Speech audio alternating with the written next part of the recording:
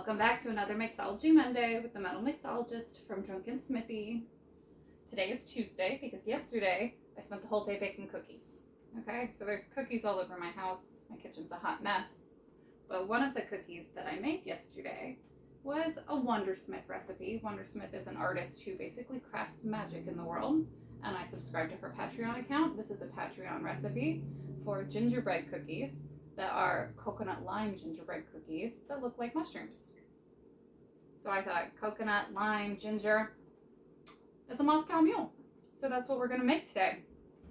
I'm not going to put coconut in it, but we are going to do a spin, a wintry spin on a Moscow Mule.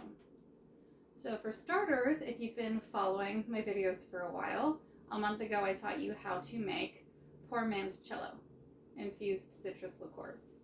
So our limoncello is a month old right now. If you let it sit longer, it'll infuse even more. But at this point, it's got some really good lime flavor. It's got a nice green tint to it.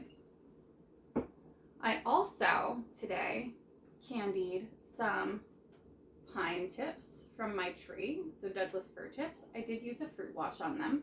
And when I was straining my limoncello, there were obviously peels left in the container, so I went ahead and candied those as well in the same sugar solution as I did for the pine boughs. So this is going to be a little citrusy, a little spicy with just a woodsy note underneath. So for starters, Moscow Mules are traditionally served in a copper cup, and that is because the acid does in fact react with the copper.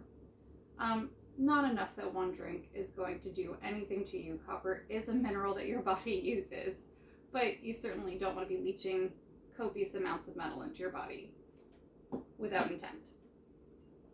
So I'm going to put 2 ounces in here. Our limoncello is still vodka that's been sweetened. I haven't sweetened it a ton, so I'm going to I saved the sugar solution that I candied my lime peels and my pine branches in. I'm just going to add an ounce of that because while Moscow Mules are traditionally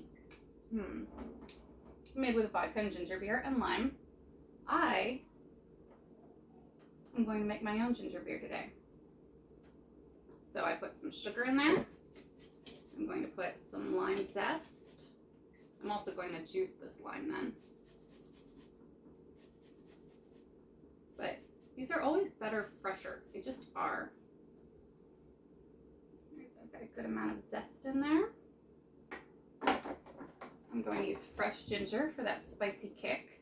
If you don't know how to peel ginger root, you just use the side of a spoon and rub it all over, and the peel will come right off. I'm going to put a fairly generous amount of ginger in here because I want that spice.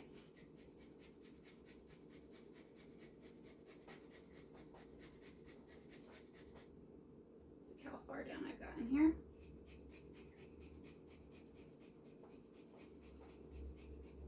That was what, about a dime-sized piece of ginger?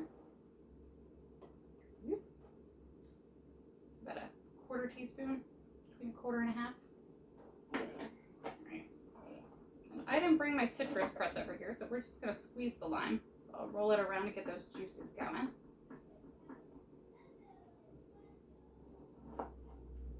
I'm going to use half the lime.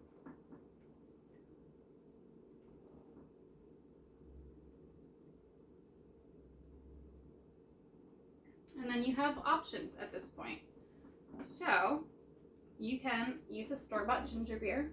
They all taste different, so you just have to figure out which one you like. I'm going to keep mine light. I have a lot of fresh ginger in there. I have lime. I have sugar. I'm just going to add club soda to mine.